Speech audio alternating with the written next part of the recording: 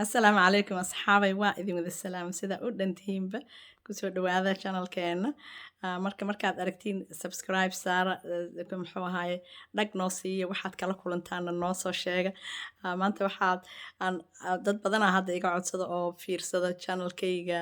tiktoka aan dhahay youtube-ka noo soo geli marka youtube-ka hadda waxaan idiin soo gelinaa benefitkii dadka cost of living lacagta dowladda ay July iyo ay u bilowday ee ahayd muxuu ahay cost of livingka 650 ayaa maanta la bilaabay haddana intii ka hartay 650 dadka ewel waxaa loo soo shubay 326 pound ayaa loo soo shubay ewel July dadka qaarkood loo soo shubay dadka qaarna waxaa loo soo shubay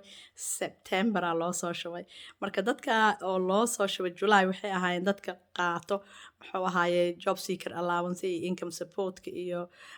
universal credit dadka qaato ama pension credit dadka qaato ay dadka tax credit-ka iyo working tax credit-ka qaato waxaa loo soo shubay iyaga waxaa loo soo shubay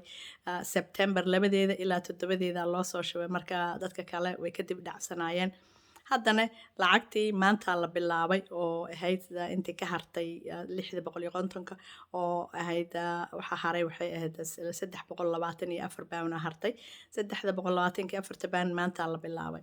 marka dadkii hore oo loo soo hormariyay ee ahaa job seeker allowance universal credit income support iyo pension credit-ka maanta 8 bisha ilaa 23 oo bishan hadda maanta 8 oo November ayaa loo soo shubaya 8 iyo 23 inta u dhaxayso ay dadka kale ee qaato working tax credit iyo tax credit-kana waxaa loo soo shubaya 23 ilaa 30 oo November ayaa loo soo shubaya marka waxaa waay maanta ay ku soo dhacdo bankigaaga ka fiirso dadka qaar way u soo dhacdo dadka qaarna uma soo dhicin dadkay ka soo daahayso November 23 iyo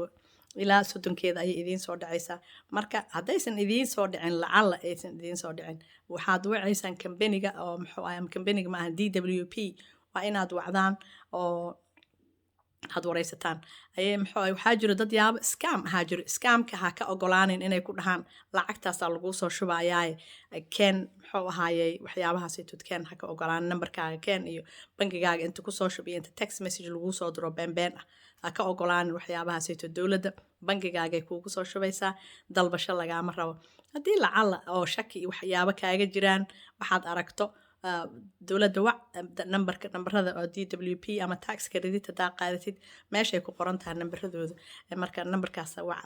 tax credit-ka wac waxaa leedahay aniga goormee adeeg maad iisoo dirteen ama DWP wac ama job center-ka wac haddii shaki oo ku galo laakiin tax message inta laguu soo diro nambaradaada ha gelinin laguma dhahayo annagaa kuu soo dirayna benefitkaaga ee soo geli nambaradaada laguma dhahayo ogo dowladda kuma soo dhahaysa ogo bankigaaga iyo informationkaaga weligaa ha gelinin telephone number inta laguu soo diro text message ama email laguu soo diro tuugadii hadda way badatay yaan laydin dhicin is ilaaliya muxuu ahaay kusoo dhawaada channelkeena asalaamu calaykum